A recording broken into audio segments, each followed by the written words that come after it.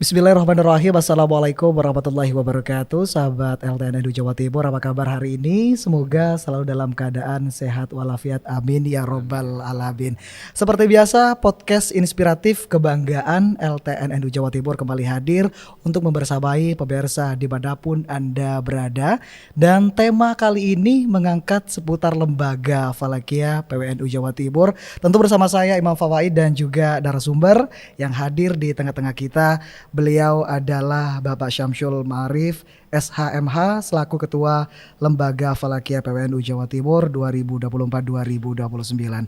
Assalamualaikum Bapak Syamsul, apa kabar? Waalaikumsalam warahmatullahi wabarakatuh. Baik, alhamdulillah luar biasa. Terima kasih.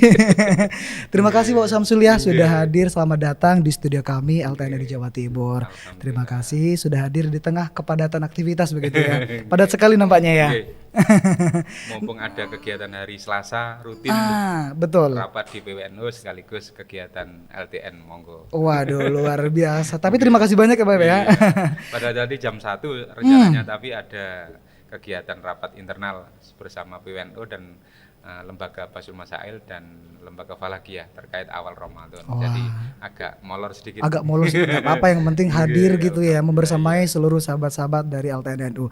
Nah, sebelum kita membahas terkait dengan Lembaga Falakia yang dimiliki oleh PWNU Jawa Timur, tentu kita simak terlebih dahulu profil dari LTN-NU Jawa Timur. Assalamualaikum warahmatullahi wabarakatuh. Selamat datang di studio Lembaga Taklif wan Nasyr PWNU Jawa Timur. Berpegang pada prinsip al-muhafadzatu ala qadimis sholeh wal akhdu bil jadidil aslah. Memelihara tradisi lama yang baik dan mengambil kebiasaan baru yang lebih baik.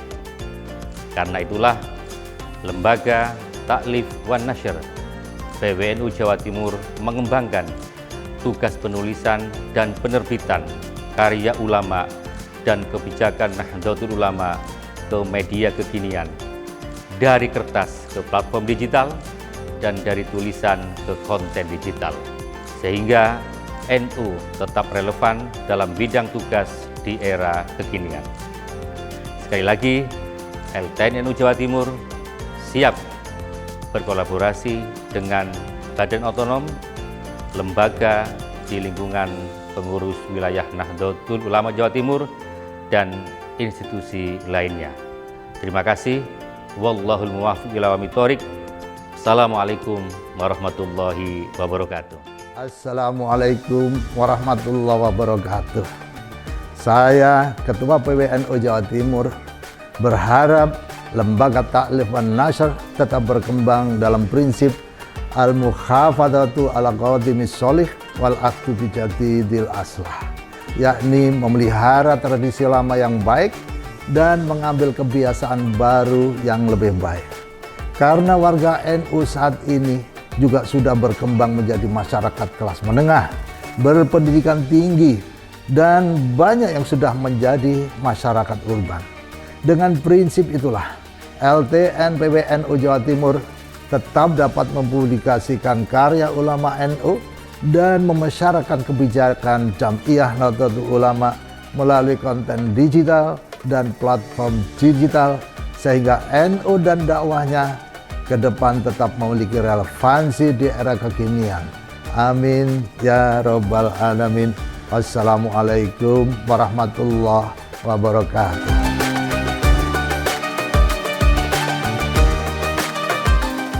Terima kasih masih di podcast inspiratif yang dimiliki oleh LTN Edu Jawa Timur. Kita akan membahas salah satu lembaga Falakia PWNU Jawa Timur yang dimana keputusannya Pak Yai.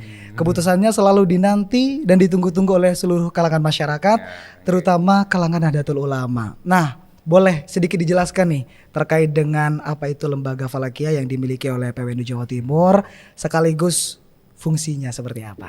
Boleh Pak Yai.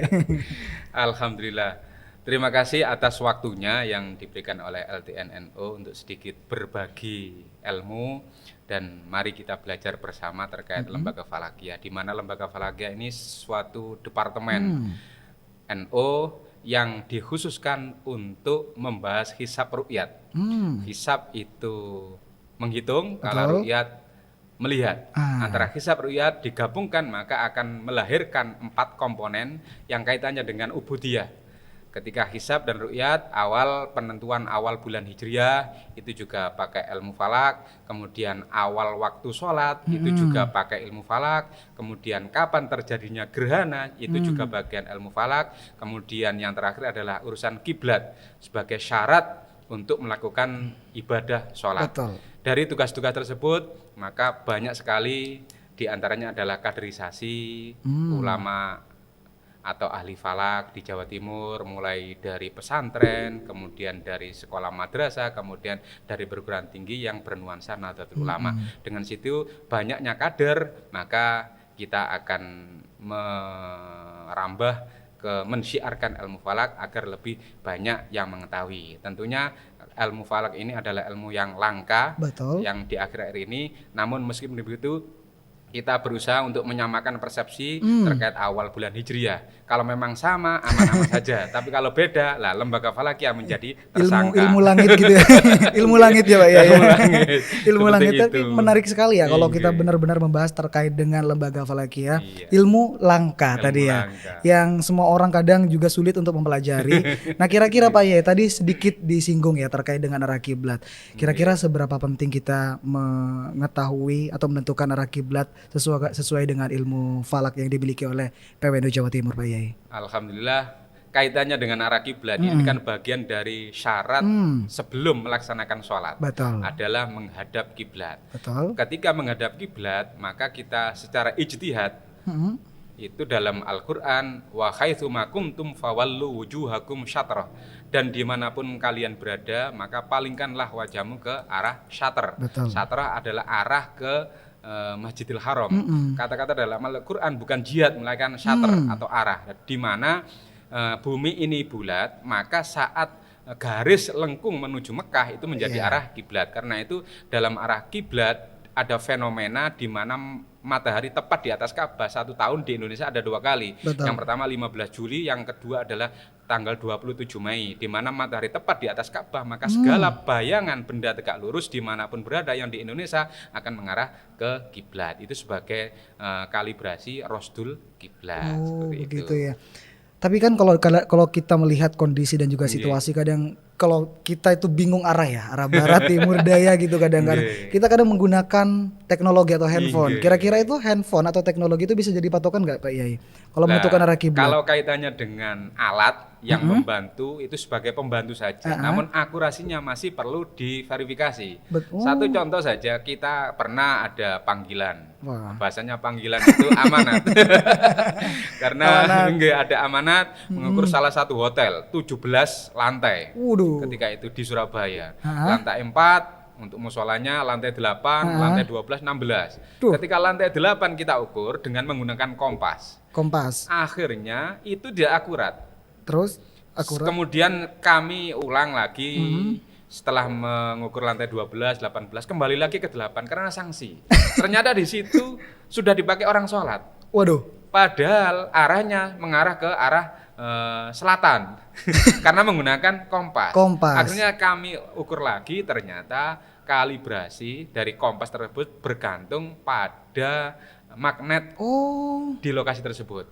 Saya lihat di bagian situ jelas ada bangunan cor, beton, di luarnya banyak tembaga. Karena itu akhirnya kami tidak menggunakan kompas lagi.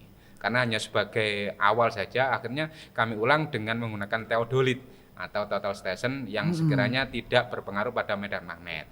Sehingga dengan adanya alat yang mutakhir, meskipun pakai HP, kita ulang lagi pengalaman lagi, ngapunten di OJK. Iya Itu mengapa kita ngukur kok lama? Akhirnya beliau, monggo kalau panjenengan punya ijtihad, pakai apa? Ini biasanya pakai HP. Para senior-senior tersebut, para petinggi kantor pakai HP masing-masing. Betul. HP 5 kami inginkan ditaruh di atas meja. Ternyata arah kompas menuju arah kiblat itu berlawanan. Ada yang ke sana, ke sana, ke sana. Jadi benar-benar perlu diverifikasi begitu verifikasi ya? dengan sehingga HP itu berpengaruh pada medan magnetnya. Waduh. Di mana medan magnet itu berada semakin dekat, maka kompas itu tidak valid. Sehingga pengukuran arah kiblat itu perlu adanya cek ulang saat matahari tepat di atas Ka'bah tanggal 15 Juli jam 16.17 atau tanggal 27 Mei jam 16.28. Itu Berarti- di mana saat matahari tepat di atas Ka'bah bayangannya pasti mengarah ke arah kiblat. Itu sebagai yaumu rosdil kiblat. Cek verifikasi arah Kiblat. kiblat. Oh, berarti Itu. sesuai dengan situasi dan juga kondisi Nggih, tertentu nggih. dan ternyata teknologi juga nggak bisa dijadikan patokan Nggih, gitu ya. patokan. Tapi kan itu kadang menjadi keresahan biar lebih praktis, udah lihat handphone aja. Nggih, Oh, bisa. ternyata itu bisa juga keliru gitu ya. Keliru. Nggih. Karena Oh, iya, iya, kaitannya dengan medan magnet. Oh Seperti iya itu. iya. Nah Pak Yai, selain kita berbicara terkait dengan arah kiblat gitu ya, yang menjadi pertanyaan besar banyak orang sebenarnya, termasuk saya pribadi, ketika menentukan waktu sholat di beberapa daerah, jangankan di wilayah yang berbeda antara Indonesia bagian barat dan juga Indonesia bagian timur justru berbeda. Kadang yang sama-sama wilayahnya itu justru juga berbeda. Misalkan Jakarta dengan Surabaya itu kan juga berbeda. Nggih. Itu bagaimana sikap dari lembaga Falakiyah PWNU, Pak Yai? Kita tugasnya memang berat karena bukan tugas duniawi saja, Waduh. tapi ukhrawi. Oh, gitu. Dan ukhrawi itu pahalanya nanti, tidak hanya cash, tapi dengan barokahnya ikut Masya Nahdlatul Ulama Allah. bisa saja cash. Namun akhirnya mungkin akan berkurang. Lah kaitannya arah kiblat, Mas Fawaid. Waktu sholat ya tadi Betul. ya. Waktu sholat itu Waktunya, Pak Iya, nggih, waktu yang berbeda. Waktunya sholat antar daerah berbeda. Mengapa Betul. beda? Karena acuan dari waktu sholat itu adalah matahari, di mana matahari akan bergerak dari arah timur ke arah barat. Jangan sampai berbalik.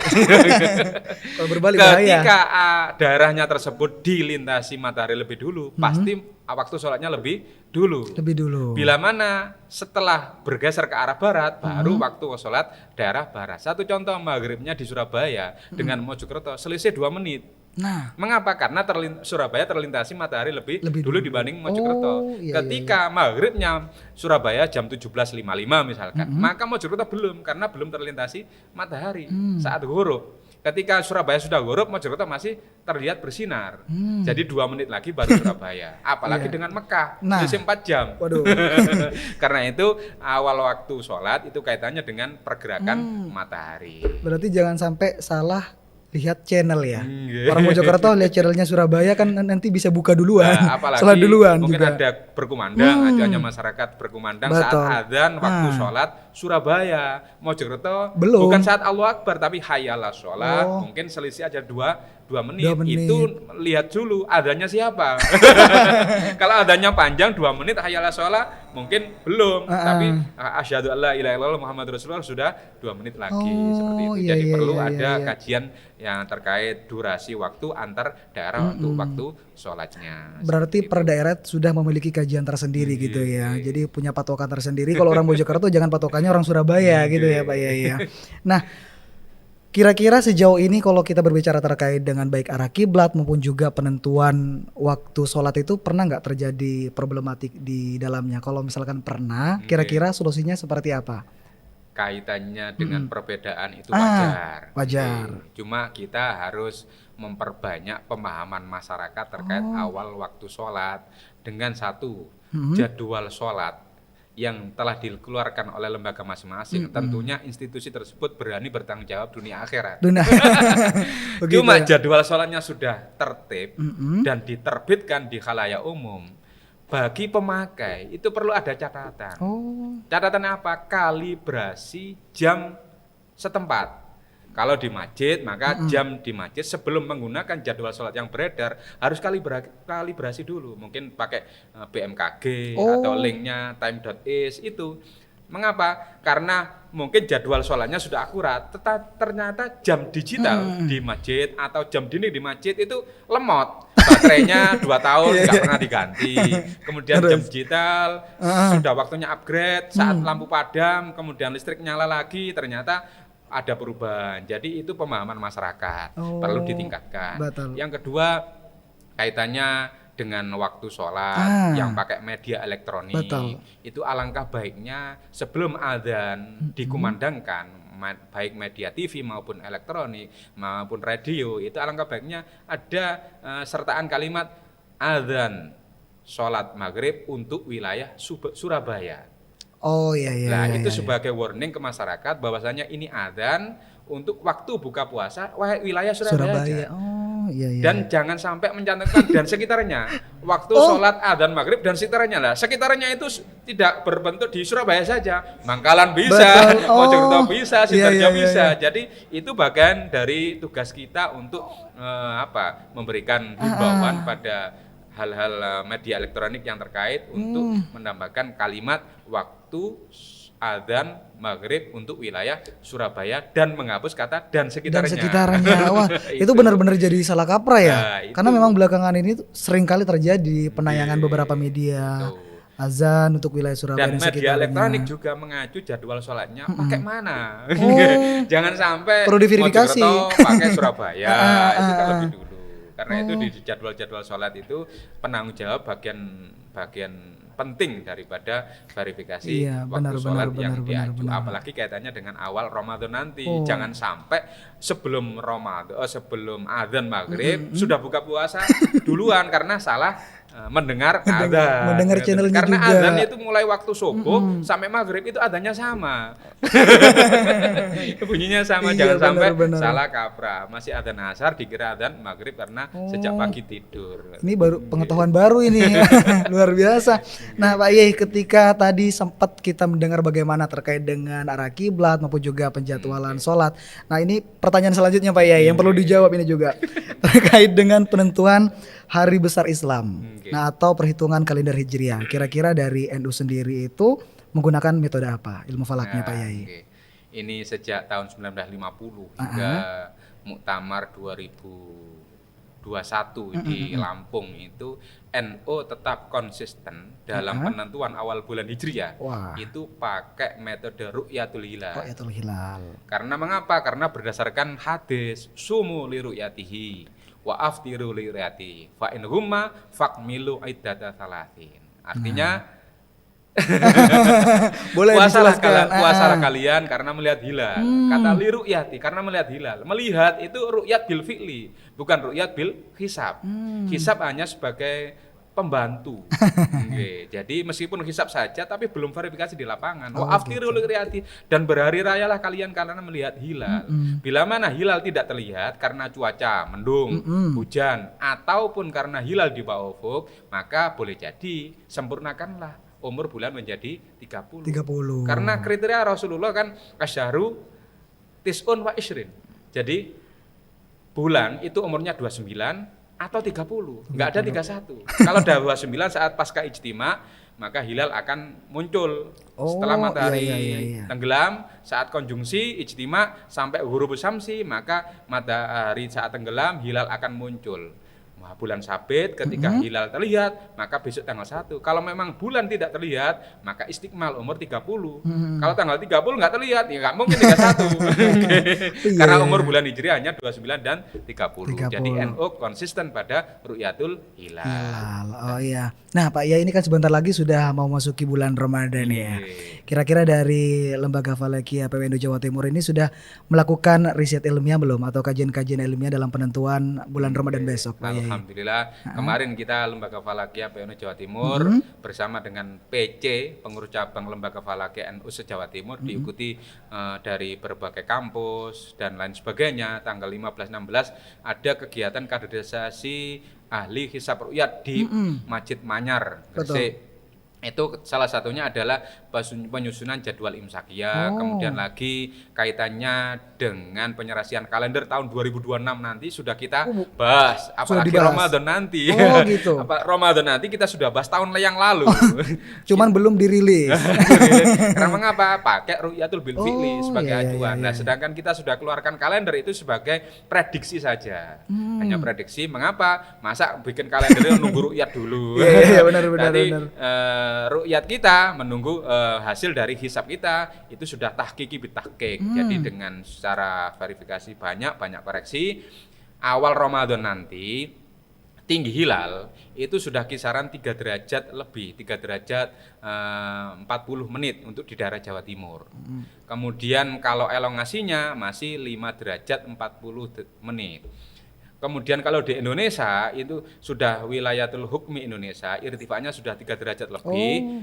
elongasinya sudah 6 derajat 24 untuk khusus daerah Aceh. Daerah Sedangkan Aceh. selain Aceh, itu masih di bawah kriteria Imkanur Ru'yah Nahdlatul Ulama. Itu masuk wilayah yang di luar Aceh begitu. Di luar ya? Aceh. Termasuk Jadi, Jawa Timur. Termasuk Jawa Oh. Timur. Jadi kriteria Imkanur Ru'yah itu 3643 adalah ketinggian hilal, 6,4 adalah elongasi. Sedangkan di Jawa Timur irtifaknya sudah mencapai 3 derajat, berarti sudah mencapai Imkanur Ru'yah, namun elongasinya belum, masih 5 derajat 40. Hal tersebut, lah ini ada pemilahan. Bila mana hilal nanti terlihat di Aceh, Heeh. maka tanggal 1 Ramadan hari Sabtu Ah. secara hisab, dan ru'yat bila mana terlihat di Aceh. Bila mana Aceh tidak terlihat, maka kemungkinan istiqmal. Lah sekarang di Jawa Timur nanti hilal potensi minim sekali untuk bisa terlihat. Karena cuaca ya. Karena di samping elongasi masih tipis, jarak antara bulan dan matahari, sudut kemiringannya tipis, sehingga syafaq matahari menyinari bulan itu semakin dekat semakin tipis, sehingga tidak mudah dilihat oleh kasat mata ataupun teleskop, sehingga kemungkinan hilal di Jawa Timur belum bisa terlihat. Itu secara hisab, belum ru'yat bil fi'li nanti hari Jumat. Nah, ngoten. Oh gitu. Kenapa harus patokannya Aceh Pak Yai? Karena memang posisinya di barat Karena atau posisi bagaimana? di barat, Oh. di samping itu semakin ke barat tadi adalah matahari bergeraknya kalau di Surabaya, kalau di Mojokerto jam 19.57 tenggelamnya matahari. Tapi kalau di Aceh di Surabaya 17.57, kalau di Aceh jam 19.03. Jadi ada selisih waktu. Lah selisih waktu semakin ke barat, hilalnya semakin tinggi. Hilal pun elongasi matahari juga semakin bertambah, sehingga potensi hilal terlihat ada di daerah paling barat. Paling barat. Kalau misalkan tidak memungkinkan di Aceh muncul, itu bagaimana nanti cara menghitungnya? Kita kembalikan ke PBNU. Oh gitu. Mengapa? Karena tugas lembaga falakiyah itu hanya pelaksana di lapangan, terkait hasilnya besok ditanggalkan atau istiqmal itu bergantung laporan kita ke PBNU, dan PBNU akan melaporkan pada Menteri Agama saat sidang isbat. Sidang isbat, terkait penentuan awal 1 Ramadan itu haknya PBNU dan pemerintah Republik Indonesia melalui Menteri Agama. Mengapa? Hukmul hakim ilzamun wa yarfa'ul khilaf. Ketetapan pemerintah itu sebagai pengikat dan menghilangkan perbedaan. Nah, betul. Tapi kalau kita berbicara terkait dengan sidang isbat ya, terutama dalam penentuan Ramadan maupun juga Syawal, itu kadang terjadi banyak sekali perbedaan-perbedaan di tengah masyarakat. Di tengah misalkan di daerah Sumedap misalkan itu bukan lagi H-1 atau H-2 Pak Yai, bahkan H-jam, H-menit. Kira-kira dalam menyikapi hal demikian itu biar tidak terjadi problematik di tengah masyarakat, sikap dari Lembaga Falakiyah PWNU itu bagaimana Pak Yai? Kita harus meningkatkan pemahaman pada makhalayak publik bahwasanya beda itu biasa. Mengapa? Karena perbedaan awal bulan Hijriah ini bagian dari furu'iyah. Oh ya. Bukan dari pokok, bahasan pokok, dan juga ini khilafiyah sejak klasik. Jadi beda penentuan awal bulan Hijriah antara ormas itu beda, biasa-biasa saja. Yang penting kita mengakomodir semua masukan-masukan dari hisab teman-teman yang pakai metode takribi, tahkiki, kemudian kontemporer, tapi kita berusaha menyatukan. Mengapa? Karena Nahdlatul Ulama punya struktural. Kalau memang struktural menghendaki demikian secara syar'i tidak bertolak belakang, maka kita mengikuti dari garis struktural tersebut. Oh gitu. Terakhir Pak Yai, pertanyaan terakhir. Tentu sebagai umat muslim ya, terutama dari kalangan Nahdlatul Ulama, kira-kira seberapa persen kita harus percaya terhadap hasil hitungan dari Lembaga Falakiyah Nahdlatul Ulama terkait dengan hari besar di dalam Islam itu sendiri Pak Yai? Perlu digarisbawahi lagi bahwasanya Lembaga Falakiyah itu sebagai pelaksana. Jadi yang diikuti bukan lembaga falakiyahnya, tapi NO-nya. NO-nya, betul. Pertanyaan lagi, mengapa kita harus NO? Nah, betul. Itu karena NO di dalamnya ada banyak para ulama, jamaknya alim. Betul. Al ulama warasatul anbiya. Betul. Kemudian yang kedua, NO menganut Ahlus Sunnah wal Jamaah. Ahlus Sunnah wal Jamaah ini adalah bagian yang terbesar diikuti sedunia bahkan di Indonesia. Lah, di Ahlus Sunnah wal Jamaah dalam penentuan awal bulan Hijriah dan sebagainya itu mengikuti hadis-hadis Nabi. Oh iya. Tidak serta-merta mengikuti organisasi keinginan sekian. Jadi Betul. di Lembaga Falakiyah Masya mengikuti hal-hal tersebut. Oh iya. Paling terakhir. Nggih. Ada lagi juga. Paling terakhir Pak Yai. Nggih. Kira-kira pesan untuk seluruh kalangan umat muslim terutama kalangan Nadatul Ulama Provinsi Jawa Timur tentang pentingnya ilmu falak itu untuk ditekuni Pak Yai. Ini kan katanya jenengan itu ilmu langka. Tidak semua orang bisa. Kira-kira menurut Pak Yai itu seberapa penting untuk ditekuni? Kalau ilmu falak kaitannya dengan ubudiyah itu memang wajib. Tapi tidak semua. Tidak semua. Oh. Yang bisa mengikuti. Mengapa? Karena khalayak publik mengatakan ilmu falak itu ilmu hitung-hitungan. Sebetulnya mereka fobia terkait hitung-hitungan. Jadi semua pada umumnya fobia, ketakutan pada ilmu hitung-hitungan. Padahal syarat untuk memahami ilmu falak hanya 3. Satu adalah saikhun, ada guru. Mengapa? Man. Barang siapa yang mengambil ilmu, man akhadal ilma bi ghairi syaikhin fa syaikhu syaitonun, barang siapa yang mengambil ilmu tanpa adanya guru maka gurunya adalah setan. Begitupun juga ilmu falak harus ada gurunya. Yang kedua ada khirsun, ada kemauan tinggi. Meskipun ada guru tapi nggak ada kemauan, nggak bakal hasil. Yang ketiga harus ada kalkulaturun. Ini ada kalkulator, ada laptop pun juga, ada alat pembantu. Dari 3 tersebut kita belajar ilmu falak. Mengapa? Karena kaitannya dengan jadwal sholat, itu kaitannya dengan ubudiyah yang wajib, dan ibadah pun demikian, ada yang ibadah kaitannya dengan tanggal, seperti 1 Ramadan, itu harus 1 Ramadan, nggak boleh tanggal 2 Ramadan, asalkan ada kriteria, kalau memang ada haid dan sebagainya itu nggak apa-apa, tapi kalau yang laki-laki masa tanggal 2, kecuali ada udzur, musafir dan sebagainya, itu kaitannya dengan tanggal. Ada kaitannya ibadah dengan hari, puasa hari Senin, Kamis, itu kaitannya dengan ilmu falak juga. Ada kaitannya dengan jam, kaitannya dengan sholat. Jadi ilmu falak penting sekali terkait dengan wadiah atau kebiasaan wadifah ubudiyah peribadatan kita sehari-hari. Yang terakhir, kita berharap di dunia belajar hisab, di akhirat kelak berharap tidak dihisab. Amin.